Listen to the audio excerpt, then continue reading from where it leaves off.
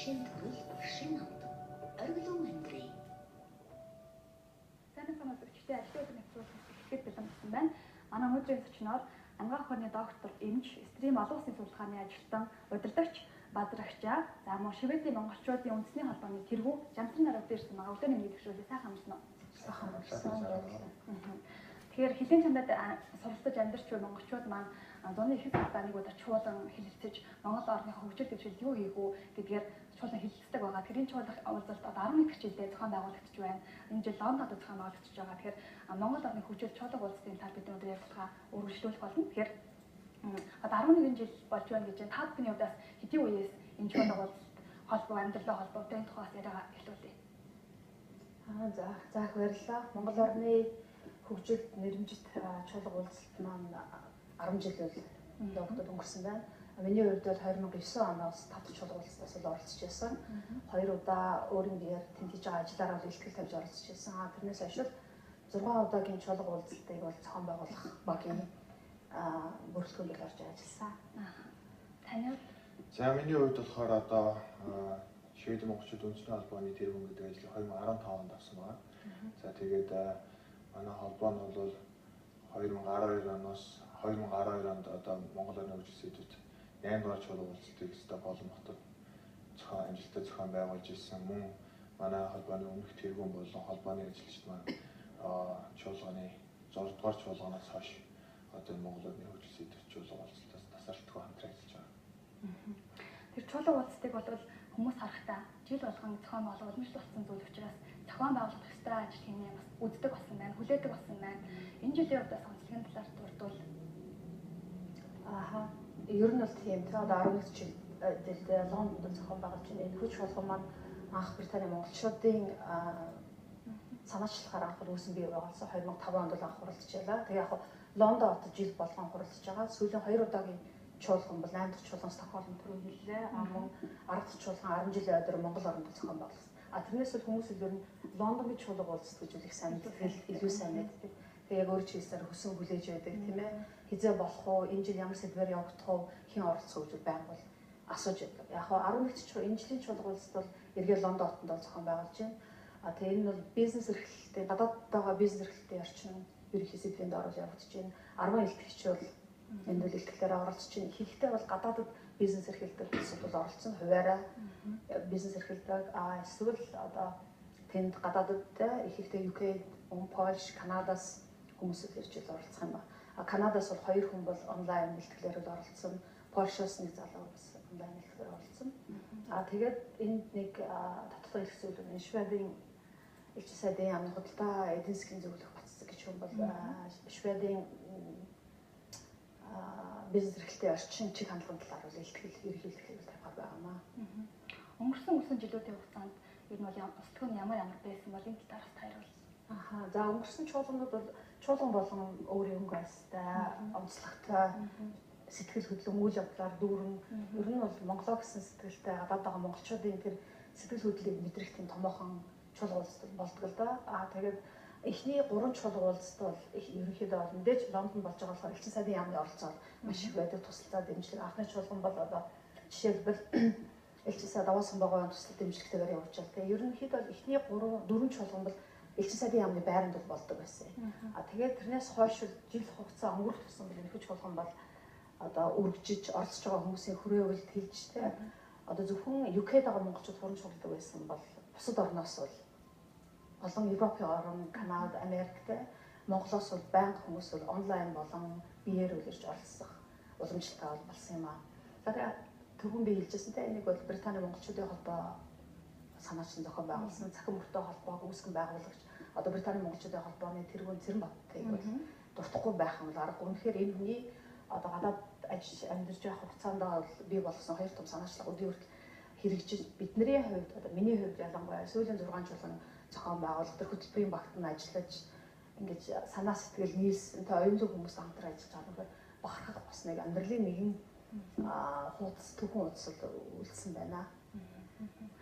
Тэгэхээр мэдээж хэрэг жил болгон бол илүү сайжирч илүү бас олон хүн хамарч байгаа х тэ одоо жилийн хувьд одоо юу одоо илүү их мэдээж сурч авах зүйлүүд байдаг бол Эндээ чуулга уулзалтаа сурч авах зүйлүүд маш их байдаг. Яг гэвэл гадаад байгаа бүх одоо оюутан сурагчид эдмийн ажил хийж байгаа улсууд тэнд мэрэгчлэрээ ажиллаж байгаа өндөр боловсролтой хүмүүстэй хувь хүмүүс мөн бизнес эрхэлж байгаа улсууд бол ажиллаж байгаа. Өнөөдөр энэ даяарчлсан нийгэмд монголчуудад дэлхийн өнцөг болгоомжтой амьдарч байна тийм үү. Энэ чуулга уулзалтанд зөвхөн одоо нэг монголчуудын жижиг компани том дэлхийн нэртэй multinational компаниуд ажиллаж байгаа улсууд байна. Том Cambridge, Oxford их сургуулиас хүмүүс ирж байна. Тэгээ энэ чуулга уулзалтаас суралцах нэг гол зүйл нь юу вэ гэхээр бид нар яг энэ онлайн асуудлуудаар Монгол орны хөгжилтэй холбоотой эдийн засгийн нийгэм эдийн хүн соёл одоо сүүл нь инновац гэдэг энэ олон одоо бизнес эрхлэх олон чиглэлийн асуудаар ярилцсан зэрэгцээгээр бол энд бол нөгөө зочин илтгэгчид бид нар лөрж авчирдаг. За хоёрдугаар чуулган уулзалтанд бол одоо түүхч, үндсэн хуулийн цэцгийн гишүүн Голдоотойгоо ярьж бол өөрийн үндсэн хуулийн талаар болон тэ өөрийн одоо ариун туршлагаас ярьж байсан. Гуравдугаар чуулганд болохоор Кембриж их сургуулийн Аз Монголын сулгааны төвийн Хүрэлбаатар гэдэг профессор иржсэн энэ өвөр монгол хүн л дээ. Бас Аз Монголын судлалын төвд бол тэр Монголын чиглэлээр Монголын соёлын талаар хэд сулгааны ажлаар танилцж байсан. Тэгээд дөрөвдөг чуулганд болохоор дөрөвдөг чуулганаас эхлээд чуулганы өнгө айсал илүү юм хүчтэй болж эхэлсэн. Өөрийн гэсэн дэд сэдвүүдтэй болж эхэлсэн. 2008 онд дөрөвдөг чуулган уулзалт бол Монголд эдийн засгийн одоо эд зохицолт уул уурхайтай холбоотой асуудал явуулж байсан тийм. Тэгээ энд бол бид нар байгаль орчин сэдвээр дэд сэдвээр чуулган уулзалт зохион байгуулж байлаа. Тэгээд байгаль орчинд бол зөвхөн уул уурхай эдийн засгийн хэрэгцээ болсон байгаль орчинд ямар нөлөө үзүүлж байна тийм. Одоо тэр хууль бусаар уул уурхай эхэлж байгаа улсуудын талаар мөн нинжанууд гэж ярьдаг тийм. Одоо баг л үүдүүд юм шиг болсон. Тэр талаар тэдний эрүүл мэндийн асуудлуудаар их том асуудал ярьж байгаа. Ногоо намын дарга байсан профессоргоо оролцож байлаа. Мөн Оросоос Гадаатар гэж залуу өөрийн багштай хамтарсан хэлтгэлээр энэ уул уурхайн хөгжилчин бэлчээрийн монгол шиг бэлчээрийн хөгжилтэй болоод ямар нөлөө үзүүлэх вэ тийм. Энэ талаар бид нэр ч мөн алт бидний амьдрал мөн өгсөн баримтат киног авчирч тэрнээс нь цугсан монголчуудаа бас үзүүлж байлаа тийм. Мөн дөрөвдүгээр чуулган ер нь чуулганы бас нэг онцлог нь энэ чуулганаас эхлээд Монголд одоо болон дэлхийд нэрээ ингэж дурдуулж явж байгаа спорт урлагийн том одууд томч улсуудыг бол авчирч ажил амжилтын одоо амжилтын замлаас бол яриулж байлаа. Одоо энэ чуулган дөрөвдүгээр чуулган нөгөө дэлхийн хөнгөнжигийн авраг цэвэн пүрэг ирж байсан. Тэгээ яг энэ ч бас оюунлаг хилцүүлэг явуулж Монгол орны хөгжлөх асуудал хилцгийн зэрэгцээгээр бас ажил амьдрал үргэлжлэж байдаг. Амжилт гаргаж байгаа улсууд байдаг тийм. Тэгээ цэвэн пүрэг би их сайн тодхон санаж байна. Би Монгол орныхоо төлөө тэмцдэг гэдэг өөрөөр алтан юм бариад ингээд нөлөөс тусаах тийм байсан бүх хүмүүс мэлмрээд уйлж яасан тийм. Тэгэхээр Монгол хүн гэдэг чинь ер нь бол хэдий гадны оронд амьдарч байгаа ч гэсэн зүрх сэтгэл дандаа их орныхоо төлөө цохилж үргэлж буцаж нутг руугаа ирдэг. Одоо манай чуулганд оролцсон улсуудын ер нь бараг л 70-80% бол Монголдо ирж ирээд ихтгэл тавьж ирсэн улсуудаас өндөр албан тушаал төрийн бас байгууллага мөн одоо хувийн бизнес эрхлүүлээ ажил амжилттай явж байна. Ихтгэлүүдийг бас жил болгоны ихтгэлүүдийг нам тахмал болгон хэвлэдэг гэсэн. Энэ магадгүй бас тэнд очиж чадаагүй, үзэж чадаагүй хүмүүс эргээд туршлага болох маш олон давуу боломжуудыг олгодог байх та. Тийм. Яг нь чуулганы явцад бол бид нэр бол хоёр зүйлийг бол хэвлэн гаргадаг. Чуулган яг эхлэхийн өмнөх нь болохоор эмхэтгэл гэдэг орцож байгаа хүмүүсийн танилцуулга ихтгэлийн нь ерөнхий абстракт англи монгол хэлээр гаргадаг. Нэгэнт Лондонд байгаа учраас бид нэр англи дээр абстракт гаргахыг бол нэлээд хичээдэг л дээ. Тэгээ англи дээр гаргана. Тэгээ тэрийг орцож шуусаад тараад. Сүүлд нь болохоор тохиомл гэдэг өнөөдрийн авчирсан гэх. Гэхдээ ер нь юм бүрийн хэмжээний бүтээн ихтгэл агуулгдсан бүх ихтгэжийг оруулсан. Тэнд бас бүх үйл явдлыг тусгасан номууд хэвлэгдэг. Одоогийн байдлаар 9 тохиомл хэвлэгдсэн гарсан байна. Энэ нь яг бид 300 гаруй хувь хэвлэж их сургуулиуд тэгээд энд оролцсон байгууллагууд Монголоос дэмжсэн спонсорууд оролцогчид болон бусад газрууд бол хардаг л да. Тэгэхээр энэ нэгэн ёсны оролцоогоо улсууд бол мэдээлэл болгох зэрэг бас түүх болон үлдчихэж байгаа юм л да. Тэгээ ном одоо хэлсэн зүйл бол ер нь үлддэг шүү дээ тийм ээ. Одоо бас энийг бас унших юмсан, судлах юмсан гэж бодож байгаа үзэгчд байж магадгүй юм тийм бас уншиж болох боломжтой газар нөхцөл номын санд ч юм уу байрласан болов.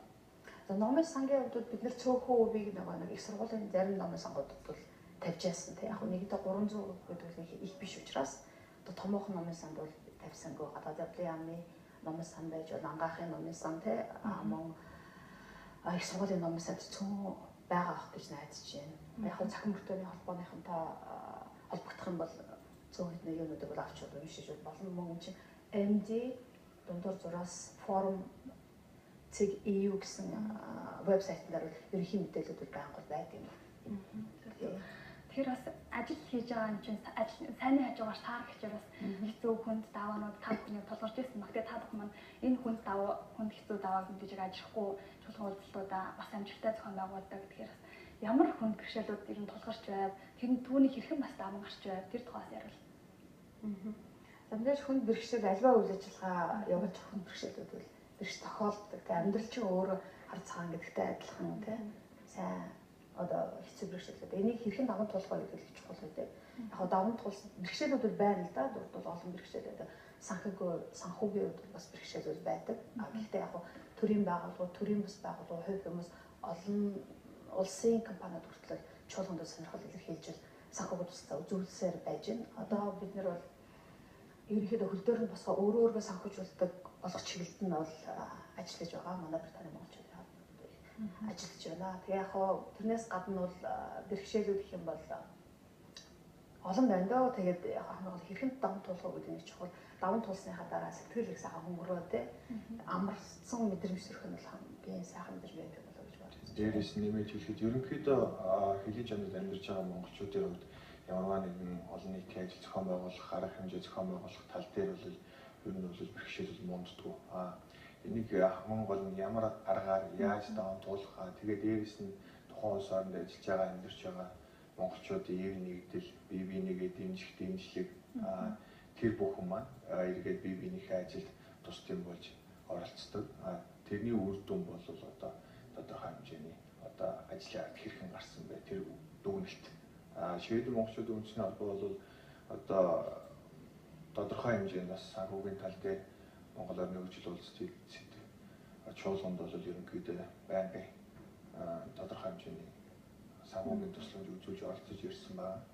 Энэ боломжлыг гэсэн цаашдаа би одоо бас хадгалан боломж олцоогоор авч үлдээд цаашаа хөгжүүлж явна гэж бодож байгаа.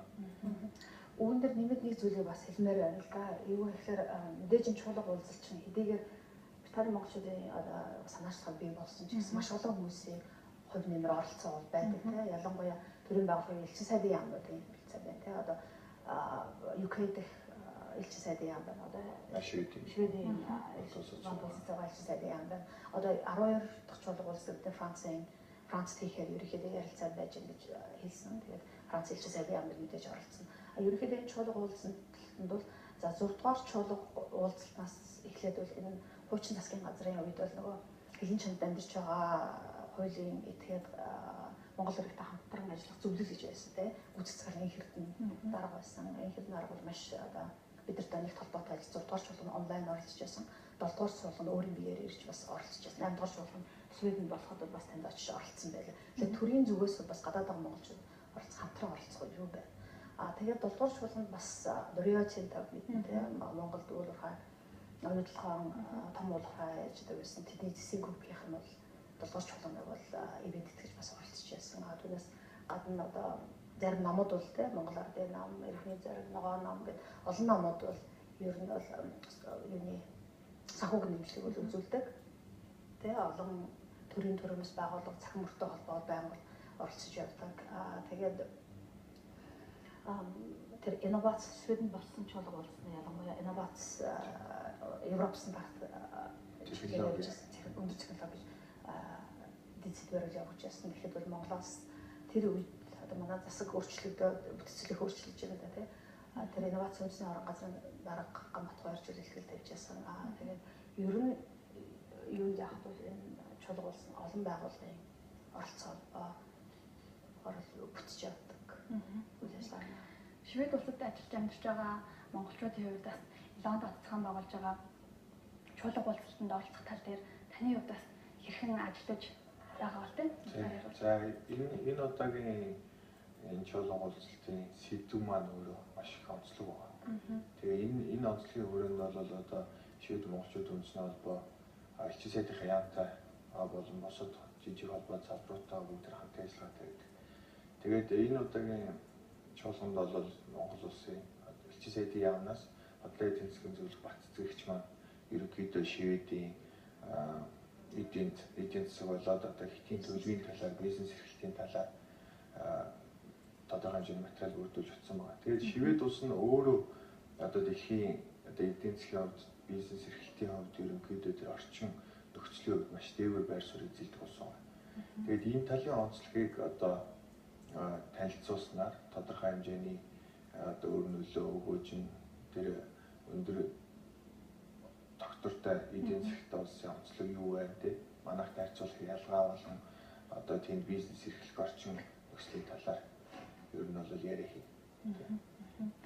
Ихлүүд шулуун яригдж байгаа ихлүүдийг одоо эргээд тэрийг ажил хэрэг болгох те тэр дундаа Монголын өрсөнд буулгах тал дээр хэрхэн ажиллах юм бол энэ талаар хоёроос ярил.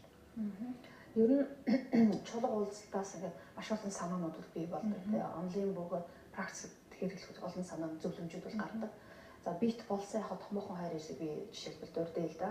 7 дугаар чулуу уулзалтанд бол энэ Европ байгаа монголчуудын холбоодын тэргүүнүүд ирж байсан. Да Шведийн намайг ирж иржээ, Португалаас жавхлан, Холландаас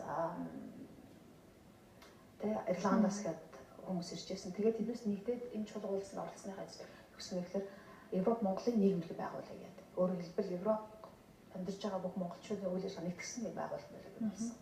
Дараа нь энэ арга дахь чулуу уулзалт боллоо. Энэ онцлог чулуу уулзалт энд би зургийг авчирсан байна. Энэ бол бүтээл чанартай ажиллагаа гэсэн нэгдсэн чулуу уулзалт болсон юм. Энэ чулуу уулзалт гадаад хэргийн яамтай хамтарч хэлийн чанартай монголчуудын холбоо төрөмс байгууллагад чулуу уулзалт манай арга дахь чулуу уулзалт. Их орондоо арга дахьудаагийнхаа юу хамтарч хийсэн үдээс хойш. Тэгээ энэ чулуу уулзалт юу гарсан бэ гэхээр энд бол 20-од орны төлөөлөлүүд тийм нэг гаруй төлөөлөгчд бол оролцсон байгаа. Тэгээ төлөөлөгчид нийлээд юу болсон гэхээр хэлийн чанарт амьдарч байгаа төрөмс байгууллагуудын зөвлөлийг байгуулсан. Тэгээ энэ зөвлөл нь болохоор 5 хороотой байгаа. Тэгээ яг энэ 5 хорооноос одоо энэ Лондон болж байгаа арга чуулганы уулзалтаа одоо бизнес эрхлэлтийн тэр хороо зөвлөл нь хамтран ажиллаж хийж байгаа. Тэгэхээр одоо энэ арга чуулганы уулзалтаас дараагийн энэ хороодуудын энэ нэгэн монголчуудын хороод цаашаа авах явах ажлын эхлэл бол бас дахиад биш гарч ирнэ гэдэг нь ойлгомжтой. Ингээ харж байхад ерөөдөө арга дахь чуулган уулзалт илүү бас цар хүрээний хувьд өргөн байсан болов уу гэж бодож байна. Ягаад гэхээр Монголд зохион байгуулсан гэдэг утгаараа тэр нэлээ өргөн маш олон хүнийг хамарсан байх те. Тэгсэн зөвхөн түрүүн хэллээ те гадаад хэргийн яамны санхүүжилт тусцаад гар бид нар хамтран ажилласан. Тэгээд энэ UK-д байсан тэнд UK нөгөө нэг элчин сайдын яамд ажиллаж байсан ажлууд гадаад хэргийн яам байдаг учраас бид нар илүү дэмжлэгтэй ажилласан мөн гадаад хэргийн яамс бол сайдын бас гадаад байгаа монголчуудын тэгээ үйл ажиллагааг идэвхжүүлээд тэднийг ер нь Монгол орны хөгжил оролцох үүднээс бид нар хамтарч ажилласан юм а тэгээ цахим бүртээ холбоо бол энэ ерөнхий чулуу уулзалтын гол зохион байгуулсан.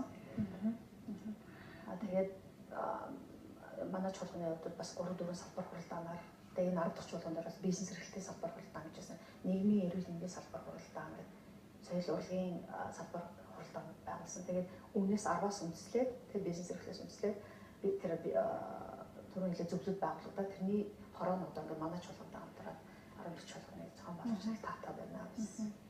Зохион байгуулалт хэлбэрийн тухайд ярмаар байна л да. Одоо ингээ Лондон зохион байгуулж байгаа. Тэгэхээр улс орон бүрээс төлөөлөлт ирэх хэрэгтэй байх. Энэ зохион байгуулалт хэлбэр яг яаж явах вэ? Энэ талаас яг. Яг хөө зохион байгуулалтын хувьд ерөнхийдөө нэг үндсэн зохион байгуулах баг яг менежмент Британи монголчуудын холбоо байдаг. Зохион бүртээтэй хамтраа тийм. Яг зохион байгуулах тодорхой багууд бол байдаг. Жишээлбэл би эсвэл 6-нд бол тэр хөтөлбөрийн багийг бол ахалж ажиллаж байна. Өөрөөр хэлбэл хөтөлбөрийн бий болгох тэнд орох эрхтгчүүдийн сонгож шалгаруулах тийм. Тэгээд тэр хүмүүстэй холбогдох шалгах материал бичгээр тогтмолын бүтгэлийг бол гаргах гэх тийм. Өөрөөр натаа хамтраад алтан үеийг залууг бол урьдах хэрэгтэй. Алтан үеийг бол бас л чуулга эхлэх үеэс нэглээд энэ технологи IT-ийн асуудал бас энэ хөтөлбөр дээр л ажилласан залуу юм. Тэгээд бас логистик баг гэж ерөнхийдөө хаана нэгэ зохион байгуулах санхүү мөнгө босгодог баг гэдэг тогтсон нэг юм багууд бол ерөнхийдөө ажилладаг. Тэгээд мэдээж одоо ингээд энэ чуулга уулзалт маань Лондонгоос хэлт аваад Монгол улс болон бусад орнууд явж байгаа. Тэр байгууллагын нөгөө монголчуудын холбоо тэргүүнүүдтэй холбогдно. Тэгээ бүгдээр хамтарч мөнгөө босгоно, хамтар оролцох усудаа сэдвээ ярилцсан тийм. Ер нь бол уртлын болсон үйл ажиллагааны үндслээ дараагийн сэдв бол өөрөө урган гарч ирдэг л тийм. Тэгээ үйл ажиллагаанууд бол ерөөдөө явагддаг. Тэгээ хүмүүс нь солигдсон ч гэсэн энэ үйл ажиллагаа тасралтгүй ингэж олон жил явж байгаа нь хамгийн авууштай зүйл болж байна.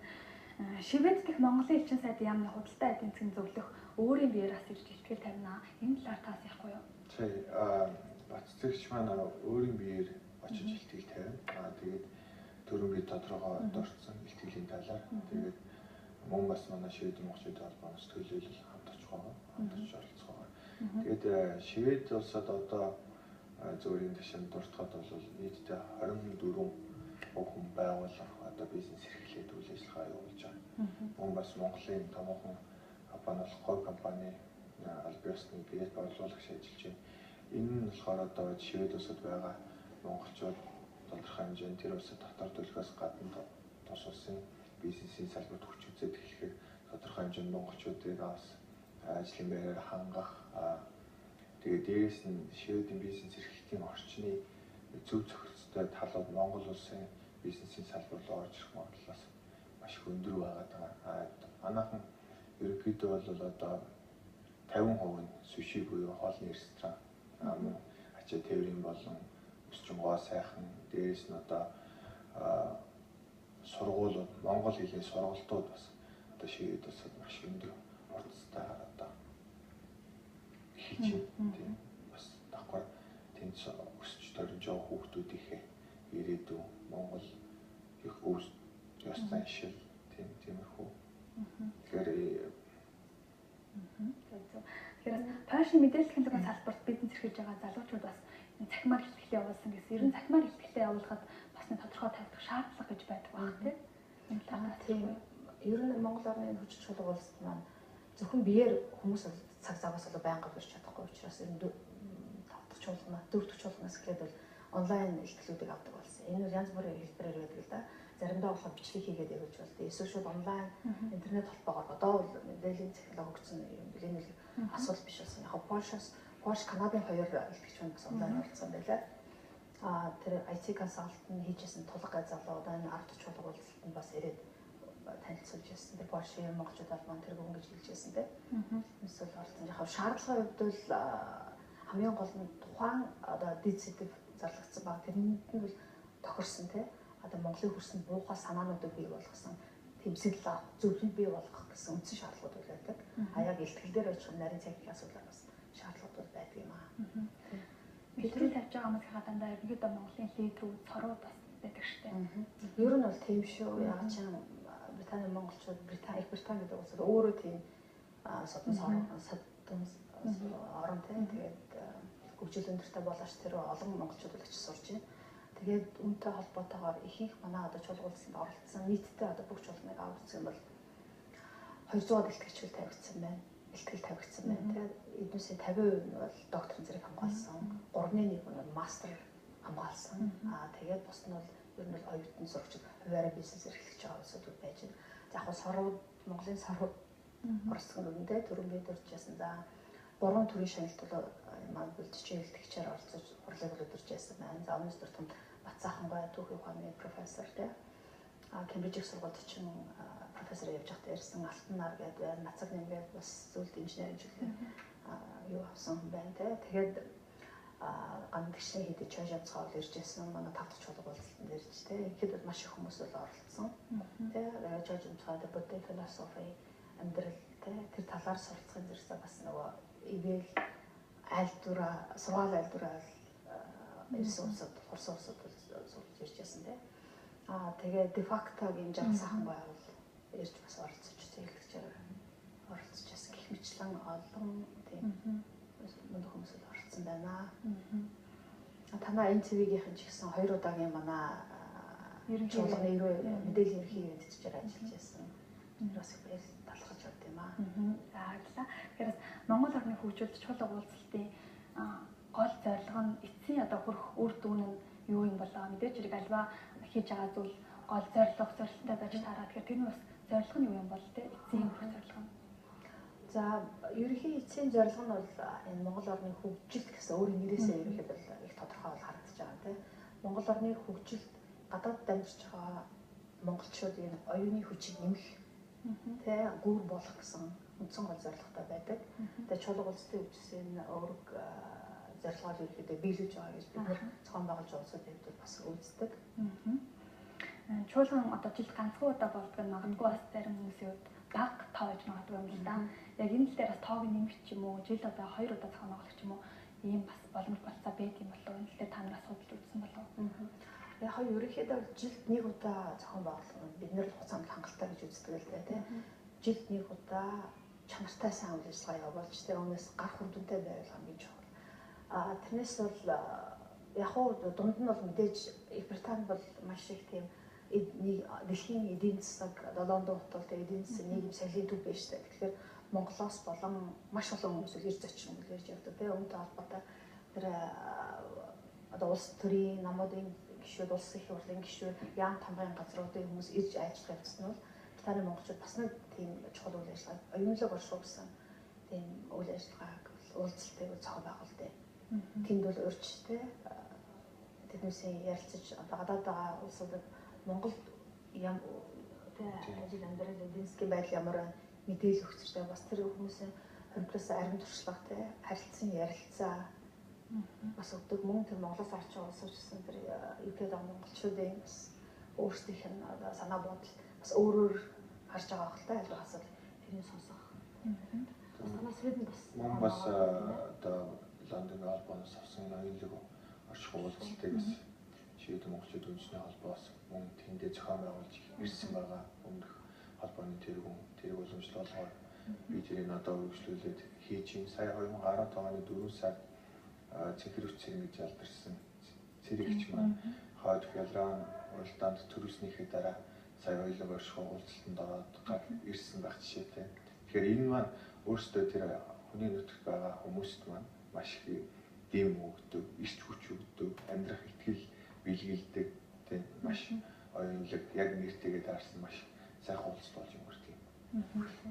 12 дахь удаагийн чуулга уулзалтын тоо бас гарсан болов энэ талаар хоёр бас мэдээлэл өгөл.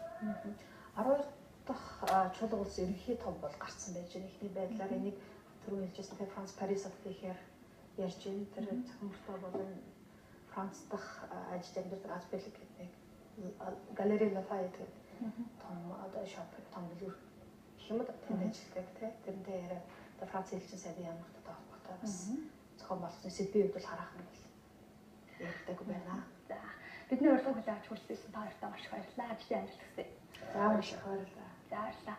Ажлын өдөр нэвтрүүлгийн түрүү өндөрлөж байна. Баярлалаа үзэгчдээ.